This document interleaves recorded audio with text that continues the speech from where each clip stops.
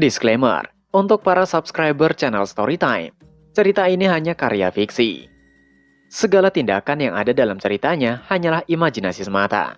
Kami tegaskan bahwa video ini tidak bermaksud mendorong atau mempromosikan tindakan kekerasan dan tindakan berbahaya apapun. Dimohon untuk kalian dapat memahaminya dengan baik. Tanpa menunda dan banyak basa-basi, langsung masuk ke ceritanya. Cerita kita lanjutkan. Di pembahasan terakhir, Billy Dwan dan Ma Lingren minum dan makan bersama. Itu hanya sebentar yang kemudian Billy Dwan berpamitan dengan alasan ia lelah dan ingin beristirahat. Dia meninggalkan Ma Lingren yang sedang galau seorang diri. Waktu berlalu keesokan harinya. Saat itu, Billy Dwan diajak Ma Lingren ke sebuah tempat. Mereka berada di tempat di mana pria dengan masker menjaga tempat itu. Ma Lingren meminta untuk Billy Dwan memberikan salamnya. Saat itu, Billy Dwan dengan santai mengatakan, entah orang itu tahu atau tidak, tapi ia tidak memiliki nama. Panggil saja dirinya tanpa nama. Pria dengan masker itu menimpali bahwa ia juga tidak memiliki nama. Ma Lingren menoleh ke arah pria bermasker itu menanyakan, bukankah pria itu memiliki julukan atau setidaknya nama panggilan? Pria itu sejenak terdiam.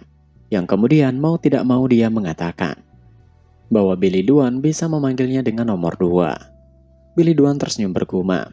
Tebakannya benar, nomor 2 berasal dari organisasi yang sama dengan nomor 7. Billy Dwan menanyakan, nomor 2 terlihat hebat. Apakah itu berarti nomor 2 setelah nomor 1? Nomor 2 tidak menjawab dan tidak mengatakan apapun. Ma Lingren saat itu mengatakan pada Billy Dwan bahwa nomor 2 adalah orang yang akan memandu mereka untuk memasuki ruangan itu. Nomor 2 terlihat menatap tajam ke arah Ma Lingren. Ma Lingren pun sebaliknya, dia menatap dengan senyuman. Melihat hal itu membuat Billy Dwan bergumam bahwa ia merasakan ketegangan di antara mereka berdua. Itu benar-benar sesuai dengan harapannya. Nomor 2 segera memimpin jalan mengatakan untuk ikuti dirinya. Mereka berjalan dan sampai di depan sebuah ruangan.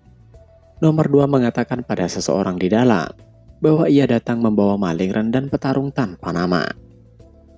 Nomor 2 membuka pintunya dan meminta untuk mereka masuk. Billy Dwan menjadi semakin penasaran apa yang ada di dalam sana.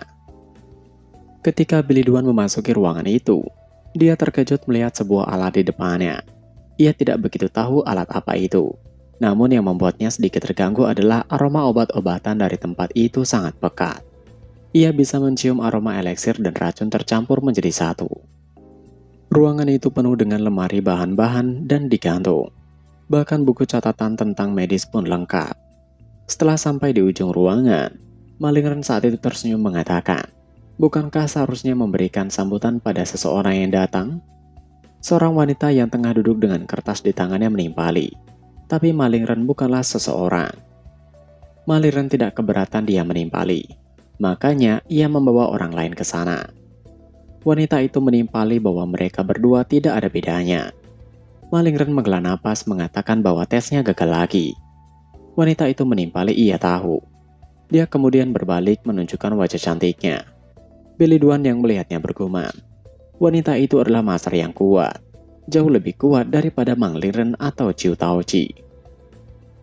Wanita itu berjalan mendekati Billy Dwan dan melewati Ma Lingren. Tiba-tiba saja dia mendekat dan hampir menyentuh Billy Dwan dan mengendus Billy Dwan sedikit. Itu membuat Billy Dwan terkejut. Billy Dwan tentu bingung dengan apa yang wanita itu lakukan. Wanita itu berbalik menanyakan pada Ma Lingren, apakah Billy Dwan adalah rekrutan baru? Dia memiliki aroma yang harum. Ma Lingren tersenyum sedikit mengatakan, Billy Dwan bukan rekrutan baru. Dia adalah temannya. Wanita itu heran menimpali. Apakah Ma Lingren menyebutnya teman? Apakah Ma Lingren memiliki sesuatu seperti itu? Dia kemudian menatap ke arah Billy Dwan mengatakan, ia akan katakan sebuah rahasia pada Billy Dwan.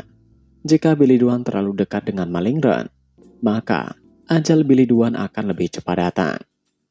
Billy Dwan tersenyum canggung menimpali. Tulang-tulang di tubuhnya sudah bisa merasakan ajalnya sudah mendekat. Setelah basa-basi sedikit, wanita itu menanyakan pada Billy Dwan, bagaimana mereka bisa bersama? Billy Dwan mengatakan dengan santai bahwa ia dijebak. Wanita tersebut menunjukkan ekspresi kasihan meneruskan. Sungguh menakutkan. Apalagi itu adalah jebakan yang Malin Ren siapkan. Dan ia merasa ada yang aneh dengan Billy Duan. Billy Duan masih tidak mengatakan apapun. Sedangkan Malin Ren tertawa mengatakan, Billy Duan adalah orang yang ingin ia pertahankan meski ia harus menjebaknya dulu. Wanita itu terus-menerus menatap Billy Duan dengan tatapan penasaran. Sedangkan Billy Duan tidak memperdulikannya. Dia menanyakan tempat apa sebenarnya itu. Malin Ren dengan singkat mengatakan bahwa itu adalah tempat obat. Orang yang membuat pemakainya menjadi orang yang tidak terkalahkan. Itu termasuk obat yang mungkin bisa menyelamatkan Billy Duan. Billy Duan terkejut karena mereka meneliti obat untuk menetralisir efek samping Remoreless Demonic. Billy Duan mengatakan dengan tinggi, "Jadi, apakah Malin Ren berbohong padanya? Bukankah Malin Ren mengatakan bahwa dia memiliki cara untuk menghilangkan efek sampingnya?" Malin Ren menimpali, akan menjadi aneh jika sampai sudah ada penawar untuk eliksir seperti itu.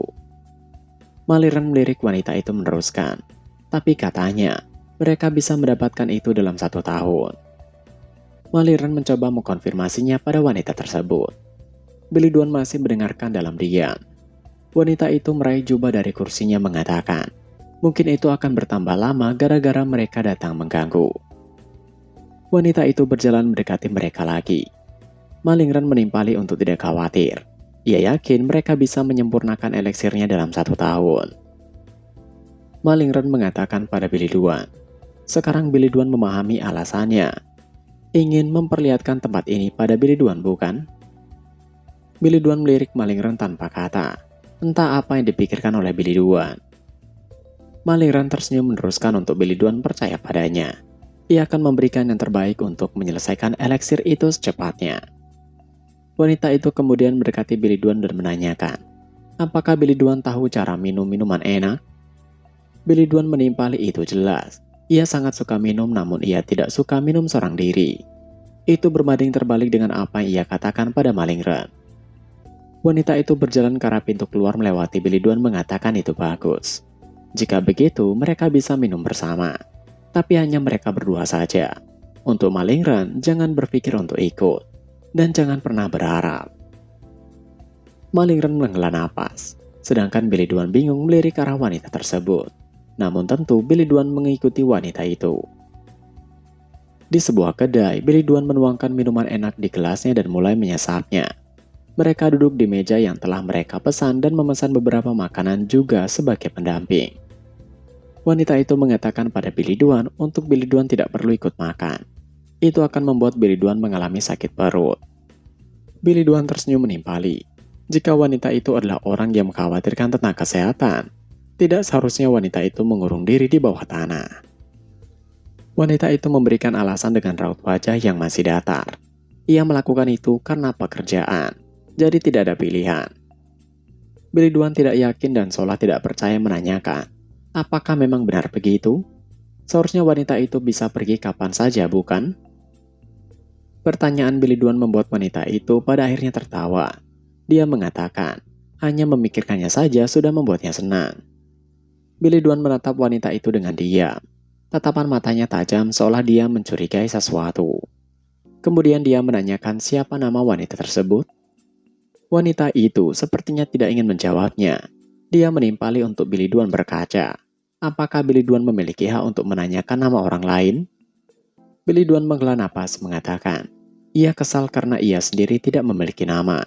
Tapi lebih kesal karena tidak tahu nama orang yang duduk di hadapannya. Wanita itu diam sejenak.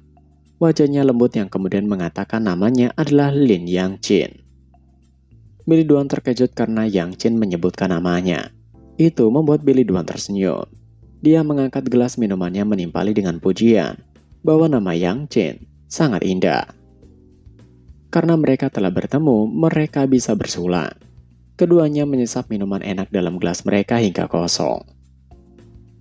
Billy Duan membuka percakapan lagi dan menanyakan, sebenarnya apa yang tengah Yang Chin teliti? Yang Chin mengatakan sesuatu yang bisa membuatnya menghasilkan uang.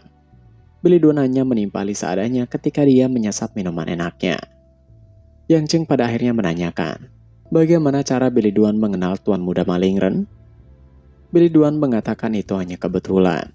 Jawaban Billy Duan yang singkat dan tidak menjelaskan banyak hal membuat Yang Cheng semakin penasaran mengatakan, ia ingin mendengar cerita tentang kebetulan itu. Pada akhirnya, Billy Duan tidak punya pilihan selain menceritakan semua. Mereka berdua terus mengobrol dan bercerita banyak hal hingga larut malam. Setelah perbincangan yang begitu lama, Yang Cheng pada akhirnya kembali dengan dikawal oleh nomor 2. Dia berjalan dengan wajah kembali seperti sebelumnya, wajah yang tidak menunjukkan niat pada apapun. Saat itu dia dikejutkan dengan kehadiran seseorang di depannya, yang tidak lain adalah Malingren yang telah menunggunya. Malingren menanyakan, apakah Yang Cheng menikmati waktunya? Yang Cheng mencibir. Tidak melihat wajah Malingren saja membuat minuman yang ia minum cepat turun. Malingren yang mendapatkan cibiran itu tidak kesal ataupun marah. Dia mengatakan ia bersyukur jika ia bisa membantu Yang Cheng dengan cara seperti itu. Yang Cheng hanya tersenyum dan pergi melewati Malingren tanpa sepatah kata lagi. Sebelum Yang Cheng memasuki ruangan, tiba-tiba Malingren mengatakan dengan dingin, ia akan membuatnya meminum eliksir penawar yang sedang mereka kembangkan. Ekspresi Malingren gelap. Tidak tahu mengapa Malingren mengatakan hal itu. Sedangkan Yang Cheng mengingat kembali apa yang telah terjadi pada orang sebelumnya yang meminum eliksir penawar. Orang itu berakhir dengan kebinasaan. Memikirkannya, membuat Yang Cheng semakin terdiam. Malingren meneruskan, Billy Duan itu cerdas. Tidak mungkin Billy Duan akan percaya jika ia mengatakan penawarnya akan siap dalam beberapa hari. Jadi pastikan untuk mengatakan pada Billy Duan jika penawar yang mereka berikan itu hanyalah dosis awal. Tidak ada jawaban dari Yang Cheng. Dia terus berjalan memasuki ruangan dengan ekspresi yang kini berubah sedih. Berpindah di penginapan di mana Guan Tao dan Billy Duan tempati. Saat itu Guan Tao tengah berlatih dengan pedangnya di halaman. Guan Tao telah terlihat seperti seorang seniman bela diri pada umumnya, dan bukan lagi seorang pelayan. Di tengah latihannya, tiba-tiba ada seseorang yang berjalan mendekatinya. Yang tidak lain adalah Song Hualin. Melihat Guan Tao yang berlatih pedang dan seni bela diri, membuat Song Hualin bergumam kagum. Ia mengenal Guan Tao sebagai pelayan keluarga Billy, tapi sekarang sungguh berbeda.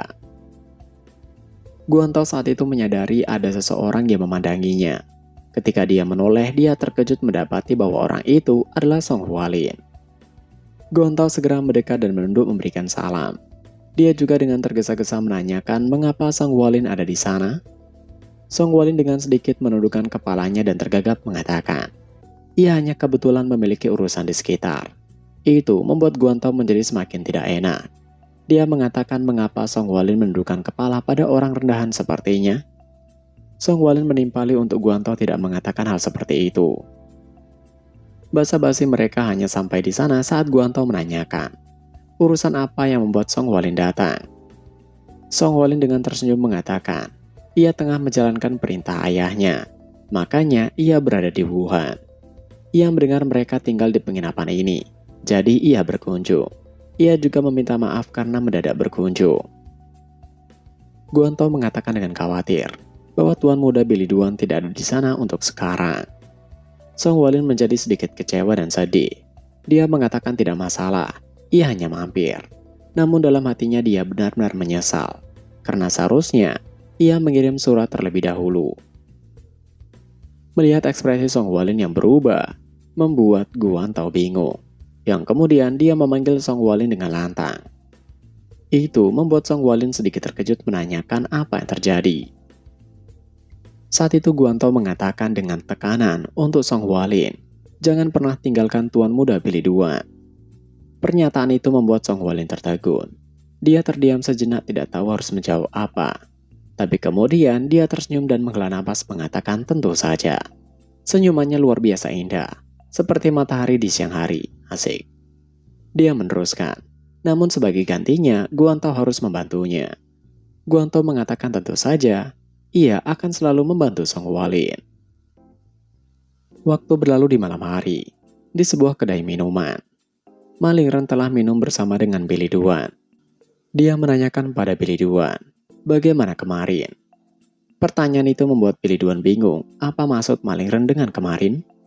Malingren menghela napas dan sedikit tersenyum mengatakan, yang ia maksud adalah, sepertinya Billy Duan cukup menyukai wanita itu.